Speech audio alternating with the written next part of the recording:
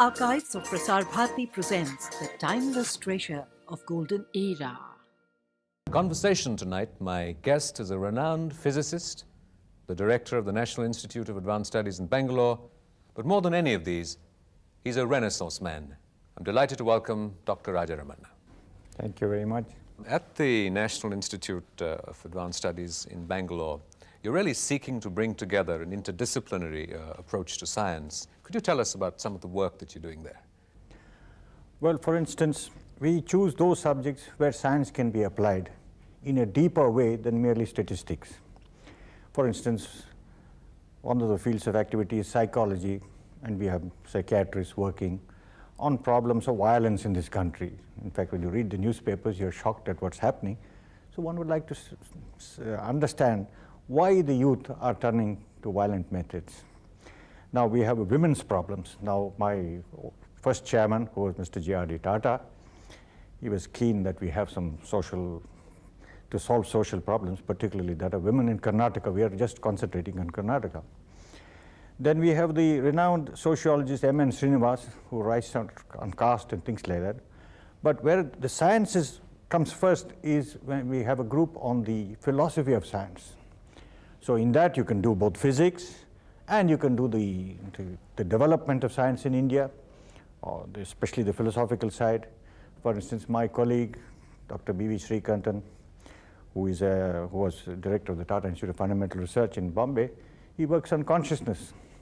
Now, consciousness has become a very important subject of study in physics. In the old days, the physicists used to say, oh, consciousness, that's something, chemistry and all that. But now there are many articles saying consciousness, yes, we can understand the basic principles of the brain, but not how the subjective attitudes of the mind. So these are the things which, and when we have to do some experimental work, say like understanding whether there's poisoning going because of too much use of insecticides, pesticides in our foods, somebody at a molecular level, by bacterial level, is studying in conjunction with the Indian Institute of Science, which is our big neighbor, big brother. So in this way, we try to have a very wide approach to knowledge. You know, looking at this aspect of consciousness, how do you feel that your own interest in this has been enriched both by the empiricism of modern science and the insights that traditions have provided? In recent years, especially after the 60th birthday of Dalai Lama in this very hotel, they gave me a subject to analyze, like convergence and divergence between science and spirituality or religion, whichever you call it. And that, of course, brings you back to Buddhism and Shankara, because Shankara was the opposite of the Buddhist philosophy.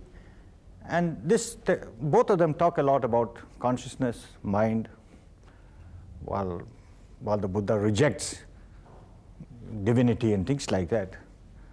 The logic developed by the Buddhists is fantastic. It's very close to science in many ways. The one difference that I see is Shankara brings in the Brahman, and he says that is the real one, nothing else is real. And I believe that's the subjective part of our mind. The objective part, yes, we all see things outside through our normal appreciation of things, through eyes, ears, nose, and all that. But the subjective element is difficult to analyze scientifically. And so all this put together makes very interesting study and understanding for yourself. You mentioned sort of the approach of Buddhism on consciousness. Could you elucidate on that for us? Well, the Buddha, first of all, says, well, don't bother me with questions like God. There is no such thing as a soul, but you must live a good life. But you have a consciousness, not a consciousness in the usual sense. You have a mind that has to be trained. And he says there's no need for all this business of reincarnation. The early Buddhism, it's the later Buddhism which brought divinity, incarnation, everything into it that was in the Hindu fold back to Buddhism. But the purer Buddhism is very interesting because it gets very close to science. But science itself is coming in some ways to the question of consciousness. So the Buddhist studies is halfway and most interesting if you study it from a scientific point of view. Then, of course, there is the later logicians like Nagarjuna, who talk of nothingness. It seems very strange, but when you read fundamental particles and study fundamental particles, that also comes out from vacuum states. So one can find parallels, but whether they are satisfactory to either side is a question of time, I think. In what ways? You just mentioned that Buddhism was coming closer to science. Well, science doesn't talk about divinity. It doesn't talk about the soul. Observation comes first. But at the same time, the Buddha says a good life, a proper life is essential, the Eightfold Path and all that. And causality is a very important aspect of Buddhism. Causality is a very important aspect of science also. Though nowadays you cannot recognize the cause, but it is there somewhere in some complicated form. So in this way it mixes very well.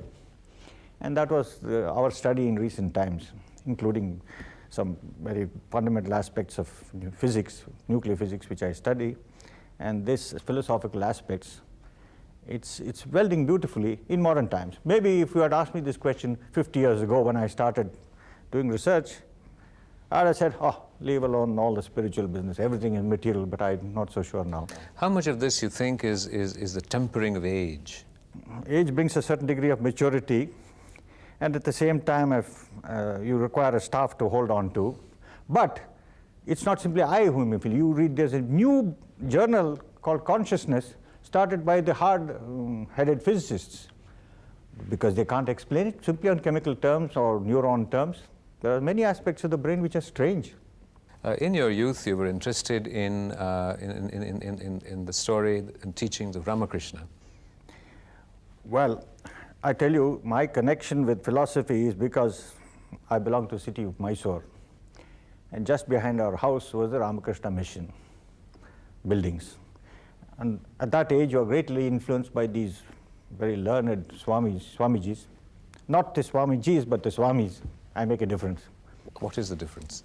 Yeah. Well, Vivekananda is an intellectual approach, almost a scientific approach. He never ran down intellectualism. But the other Swamis use an emotional approach, sometimes questionable. And that's a big difference. Well, there were some very great Swamijis then, call them Swamijis, like in Nikhilananda, Siddheshwarananda, Ranganathananda was a younger man then. And we were constantly in that atmosphere. It didn't stop us from depending on showing interest in science. Science is very much a thing which Vivekananda proposed that we should take part in. But that philosophical attitude remained. But at the end of the Second World War, there was a feeling that science could do everything. And we were carried on that wave. And Baba started all these things in the atomic energy and things like that. But as you go on, it's not simply age, but it's simply questioning yourself is sufficient to give a more philosophical attitude to science, and that is all round. It's not simply me. You just mentioned Dr. Bhabha, and he, in a sense, assigned you the job of building India's first nuclear reactor, designing it. Well, that's not quite accurate. It was a joint work. The engineering side was done by another gentleman called Mr. Prasad, the electronic side, Mr. A.S. Rao. We did the physics and the calculations. That was the Apsara reactor. Eventually, of course, we built other reactors in which the other people had left. And for instance, the Dhruva reactor, which is probably the best reactor ever built in India, under the circumstances we were there, was my support for it, and the design part also was very special.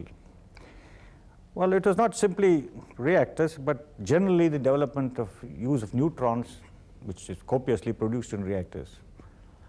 That, I think, is my more important contribution, particularly fission theory, things like that. What are the applications of this? Well, neutrons are very important for producing isotopes. And if you ask me what has been the biggest impact, besides new power, is the use of isotopes. And people don't mention it because it's become so commonplace now. The medical people use it, the agricultural people use it. In every branch of science, you trace and certain atoms which are radioactive and tell you which is the path it took. So it's discovering new pathways. And I think if you put it in rupees or dollars or whatever you like, the use of isotopes has been fantastic in actual quantity. Could you give us some examples of this? Well, the obvious humanitarian examples are the use in cancer. But there are many uses. For instance, you take movement of silt in harbors. Every time they take the silt, dump it in a place, next monsoon it comes back exactly to the same place. And you find the pathway which it comes by adding something to the silt called scandium. Now, if you know which pathway, then you where to dump it. And you save crores of rupees that way. On various harbors, all this was done. Just give you examples of one or two. This, I recall, had a tremendous financial benefit. I could mention many others. But I think between medicine, agriculture, producing new mutants. Now, groundnuts, the place in Karnataka is very famous for its groundnut, but they would become small in size, use little radiation, you get a new mutant, new form of it, and that contains more oil, it's bigger in size, and then you multiply that. And I think the farmers in Maharashtra have made a lot of money out of it. You were also involved within the explosion of India's first nuclear device for peaceful purposes, as the government has sort of never hesitated to emphasize. Do you think that the use of nuclear energy for weapons has in some senses cast a shadow on the larger potential and use of nuclear energy? That's a good question, Rajiv.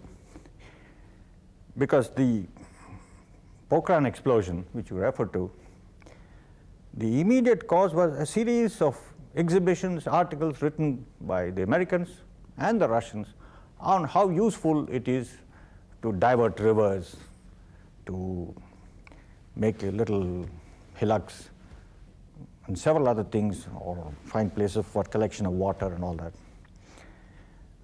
I think the 1961 Geneva conference was full of it. And so we were all inspired that eventually we must do this.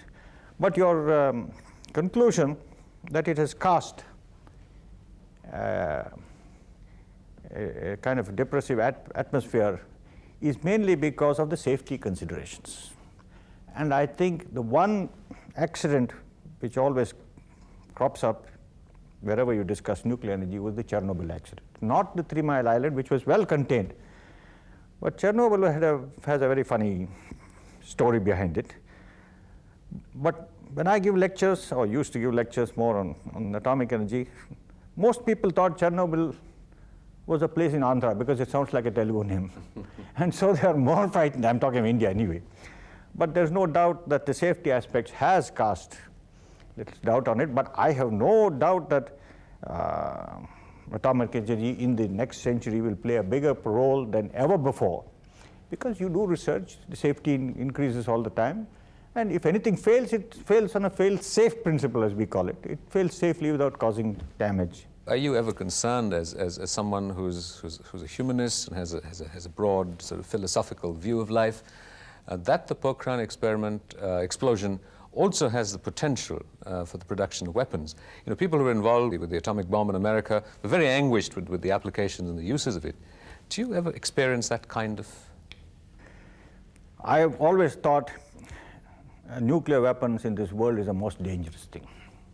And it's more dangerous than ever before because previously it was in the control of stable governments. But if it gets into terrorist hands, which it can, you never know what's going to happen. It's easy to transport in parts, and you don't know what's going to happen. So the stability of governments are very important, which control it. You know what's happened in the Soviet Union, where a lot of plutonium leaked out and it got into people's hands, and the terrorists can get hold of it, and you may hide it somewhere in some big city and take your time to switch it on. So all these are the worst aspects. So therefore, nuclear weapons are very dangerous. But we have come to live with the devil. We have to live with the devil. And that's a whole series of new questions come about as to how you protect it, what's the safety considerations. Now a lot of discussion has been going on NPT and things like that. It may be one of the things you wanted to ask me about. Many countries have signed it. But it's clearly a grouping of people, those that have and those that have not. It become more obvious after the French tests, the Chinese tests and things like that. If everybody had said, all right, all these countries have signed NPT, we will now stop. But everybody is still afraid of somebody else. That fear is there. And when you have that fear and the weapon, I think it's a very dangerous situation. What becomes the relationship of a scientist to the technology that he helps create in its applications and uses? Well, a scientist is a human being. You can't separate him out. His mind is twofold. He thinks very logically on some sides, quite as illogically as anybody else when it comes to fear of enemies, destruction of your own culture. So when everything is going fine, this scientist talks nicely, purer than any humanist philosopher.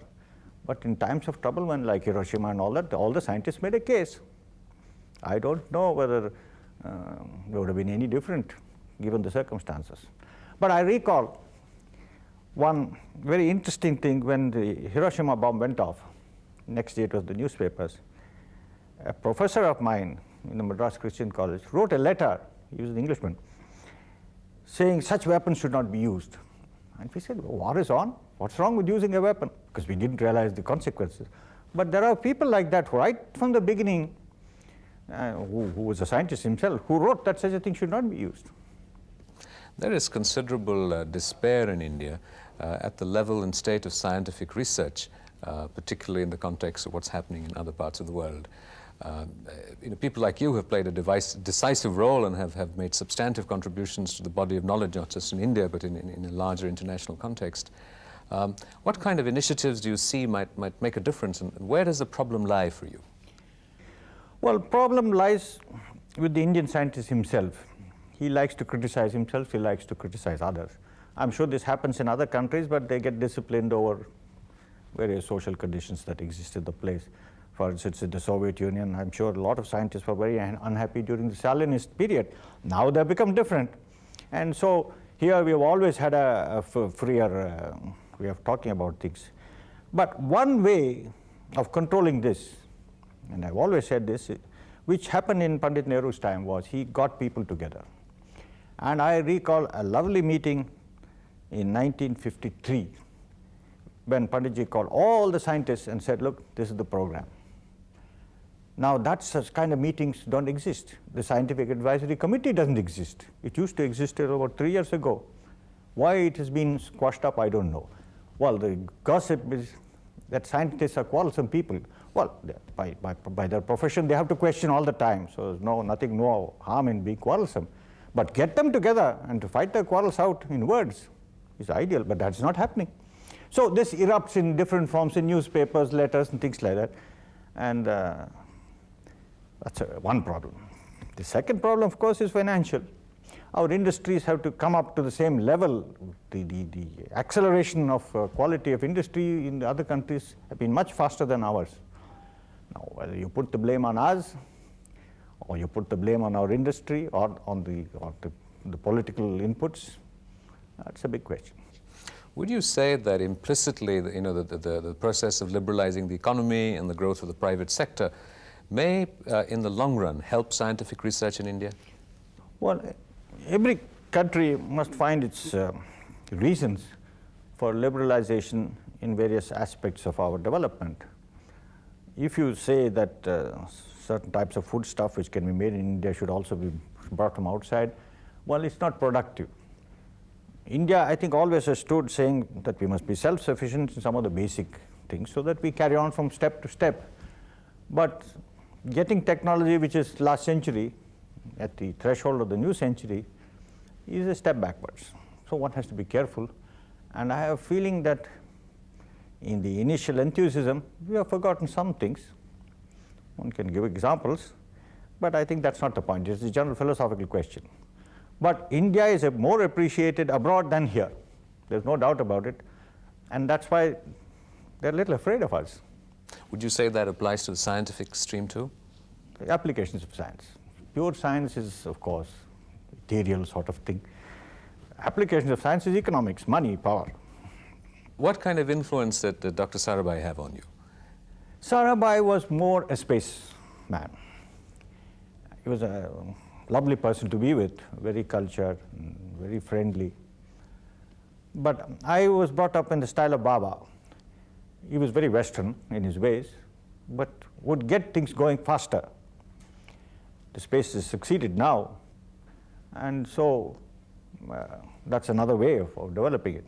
But I had a great love and respect for Sarabhai, great appreciation for what Baba did in a more difficult set of circumstances.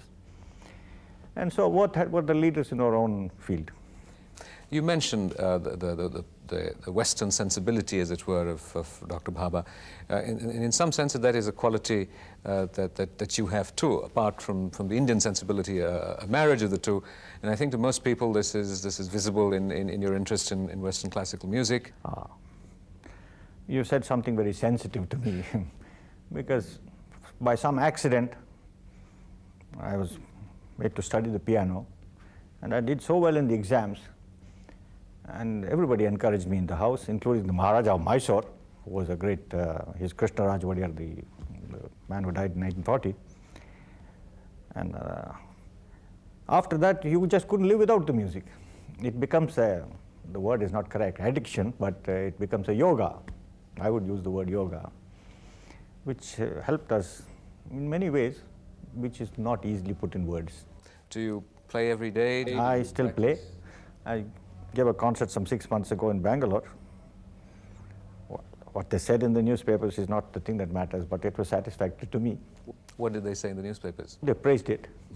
But a lot of them were Indian musicians, because the old Maharaj, it's the same one I was talking of, asked all his Carnatic musicians to study staff notation.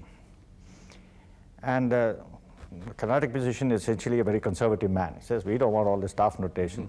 So I wrote a book saying how useful it is, and because in my institute, I have a little group on music, where the computer, you play on the big Casios, not the small baby Casios, the big Casio. The staff notation comes on the screen. And now this is very useful for the things, for the great musicians, Carnatic musicians, to have it on record, and you can pass it on to anybody, you can imitate him and do all that. You can study the structures in a more scientific way. So when you speak of music, I can go into a long lecture. I better not do that. No, do you find any sort of parallels between the rhythms and the symphony of music and the movement and structures of atoms, electrons, neutrons, protons? Well, that's a very esoteric question. That way you can find commonness in all knowledge, but that's too much at a general stage. Each requires a certain degree of specialization. In music, you have to have a structure, otherwise it won't be classical.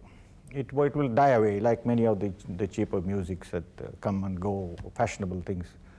But there are long-standing permanent things, like some of the Carnatic music, or the older composers, and Beethoven, of course, and for the pianist, Chopin list you must have, because I'm not so sure whether Wagner will stay for a long time. He's a German composer of the period. So you'll have to differentiate between various possibilities. Playing music has a quality both of control and of surrender. Are there parallels between that and the process of scientific research? I think science, in its hardest way, is a rough thing. There is no sort of compensation. It has to follow the rules of the language, which is mathematics. It has to be observed in nature, which is part of science. You just can't say, well, this is how I feel, it must be right. Of course, there is some part of intuition in which you may have said the right things without having done these two things, but in the end it has to be proven the other way. But in music, it gives you more flexibility, which science will not allow. In your youth, you were also it paralleled India's freedom and the independence movement, and you were influenced by Gandhi, and you went on fasts to support the movement? Well, I will not claim to be Gandhian, as people call themselves in inverted commas. Yes, we did fast on those days when Mahatma Gandhi was fasting. And This was in college in the years of 42 to 45 in Madras, and then earlier in Bangalore. We were all influenced by Mahatma Gandhi. But I think we are more influenced by him now than then, because small things used to upset us of what he said. But it's only when you read his collected works that you find how way beyond his time he was. And not simply talk about small things that he didn't like industry, he didn't like, but he never said such things that he didn't like. And I remember Professor Raman invited Mahatma Gandhi to visit his laboratory at the Indian Institute of Science. This was before my time, but I got all the stories afterwards. It's on record too. Professor Raman was a rather impatient man. And Mahatma Gandhi smiled in his usual way and went into the car. But Sardar Patel stopped and said, Professor Raman, all this is all very fine. Can't you improve the Ambar Charka? Then it is said that Professor Raman said, oh, take these villagers away. But when you come to think of it, they were introducing industry in a different way to the remotest villages. In the 30s, they had villages for terrible condition. Now you don't see such poverty as you used to see in those days. But so there's a different way of looking at all those things that happened in the past. As someone who has influenced scientific endeavor in India so substantially, what aspirations do you have for yourself and for scientific research in, say, the next decade? Well, let me talk about myself first. I think in the last few years, though I'm past 70 now, I think my best work has been in the last 5 years. It's a new look at the whole nuclear structure using some other aspects of mathematics, which subsumes quantum mechanics. And one paper has been published. It was published before time in the sense that they gave it a higher priority. The second one is with the referees, where bigger questions have been asked, whether quantum mechanics starts the way it is with waves and particles. But I believe it's something deeper. It's between continuity and the discreteness, which after wave and particle are continuous and discrete. But that has a mathematics of its own, not the Schrödinger equation. So I feel in the last few years, my contributions it has to be accepted by the world, that takes a long time. The competition is frightful. The prejudices are even bigger. So we await these things. But for the future, a lot depends on technological development. The whole country depends on technological development. But we in India have a tendency to go thus far and not really to the excellence that's required. And that's keeping us back. We are very satisfied with just rather simple achievements. The deep achievement is not possible now the way things are taught. So what happens in the future is that unless these very clever boys reach perfection in whatever they're doing, industry and all that, we are going to be behind. Well, Dr. Ramanna, thank you very much. May your vision prevail and your personal aspirations be fulfilled.